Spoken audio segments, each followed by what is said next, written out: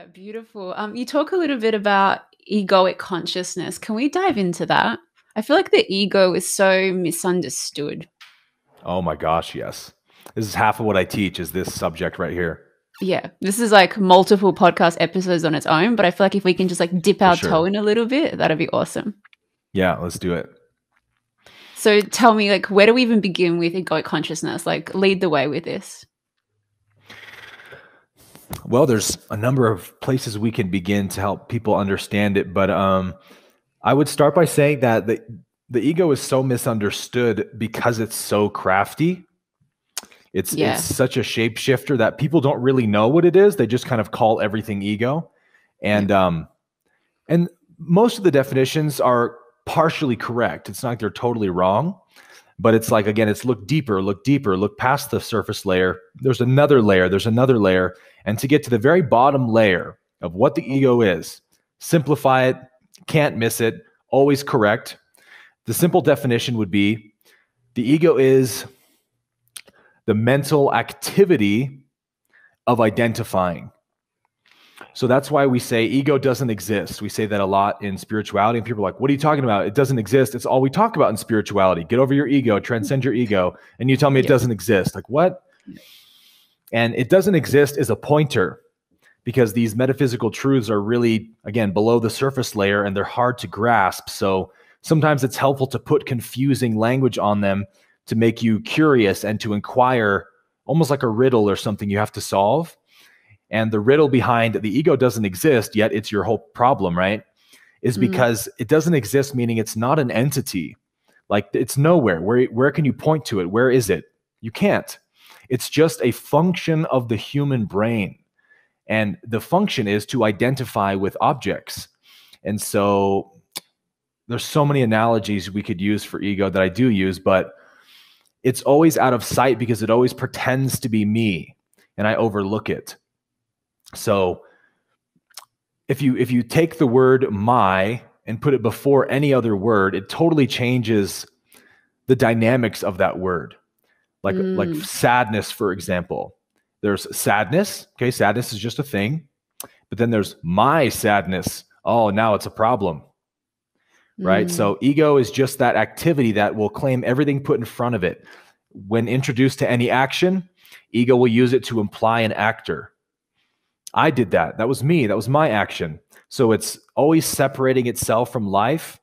And as we continue to collect labels for what I am, and I mean, literally even labeling objects with a word is a form of identification, because I know that. That's my word. It's my concept now.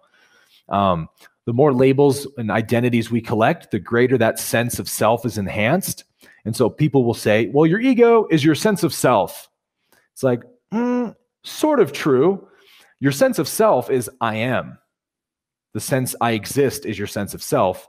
But then the ego takes that sense of self and attaches it to a bunch of things. I am a man. I am Aaron. I am 6'1". I am this. I am that.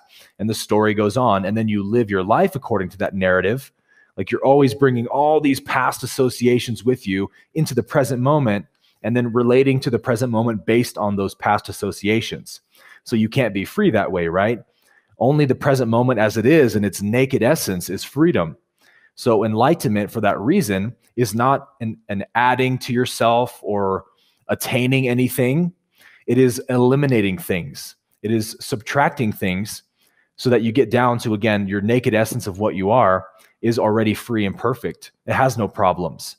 But to do that, you have to sometimes many, many lifetimes of battling those conditionings and associations. And so the best way to do that is just to question that sense of I and watch that activity of identifying with everything, and just continue to be aware of it and take your hands off of it. So even, picking up a cup, taking a drink of water, just look inside yourself for the sense that, like, I picked it up, I did that. And just go, no, I didn't. The body did it, just inwardly, right? And you're always divorcing yourself from that activity of claiming. Eventually, it has a way of really crystallizing your consciousness and opening your perception to see the absolute connection and unity of everything. And you start to see like, oh, there really is no doer. There is no separate self apart from life that's living life and battling against life to get what it wants. It's totally a fabrication of the mind. I am being lived, right? Like a wave in the ocean, intimately connected, one with the ocean, never apart from it for even a nanosecond. All of life is influencing me, creating me from moment to moment. I am one with reality. And when you see that, you fall in love with reality because you recognize it as you. And that's really how you go beyond the ego. Yeah, beautiful. You talk, I saw an Instagram quote that you shared recently around divine will. And I love that beautiful contrast between that and what you mentioned around the ego. Can we like dive a little bit more into the divine will piece? I think it ties in beautifully with what you're sharing here. One of my favorite topics at the moment. Yeah. Awesome. Love it. And even just the words are so beautiful. Yeah, I'm trying to remember what the quote was actually. Ego is the product of the mind's conflict with reality. So that's a big point right there. It's like, how do we get this sense of being a separate self that's on a mission to be fulfilled and all of that? We get it because the mind creates conflict with reality. It says something about reality is wrong, like either it hasn't given me what I deserve, or it's denied me what I deserve, or it's taken away what I deserve. These kinds of ideas are born in the mind, and they really come from our former animal consciousness, second density consciousness of survival of the fittest, look out for number one, fight to get to the top, right? It's a remnant of our evolutionary past, and we are in the process of evolving out of it right now. Even this conversation, right, is sort of evidence of that. But the ego, the sense of being separate, is created from that conflict with reality. So then I said, enlightenment is simply the ending of this conflict and the total acceptance of the divine will. You will not see the will of God before you surrender to it. And that's a really big point. We think that we have to be able to recognize the will of God before we trust it and go, okay, now I'll surrender because now I see that truly it is all your will. So, all right, here's my allegiance, right? And it doesn't work that way. It actually works the opposite way. The mind will never see it. The mind will never acknowledge it. You have to know it's true in your heart, and you have to inwardly swear allegiance to that truth and surrender to it, which means just stop resisting life. Stop complaining about life. Stop the boo-hoo, poor me and my sad story, because you're creating division with reality, right?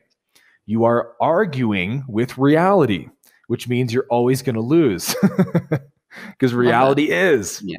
Yeah. So end that conflict by just going, okay, whatever happens to me is for my highest good. It's a learning opportunity. Sometimes I'll say life either kisses you with pleasure or it teaches you with pain. But both of them are for your benefit. So it's like adopt that mentality, just believe that's true, and then watch how you start to see that it's true, right? And anyone here listening on the spiritual journey will say, I can attest to this. As soon as I heard this truth and I started looking for the lessons in my life, wow, there they were. I started to notice them. And I start to realize, wow, there is a divine intelligence that is orchestrating everything to wake me up to who I am, to wake me up from this dream of Maya, and to remember my divine essence and to be free. So you will not see the will of God before you surrender to it. The mind becomes quiet only once it sees that the divine will is happening everywhere. So that's kind of what I touched on when I mentioned what happened to me in that experience. Was I just saw that so clearly. It's all perfect. And then my mind was dead silent for those 2 weeks. Couldn't even think of a thought. What is there to think about when all you see is perfection, right?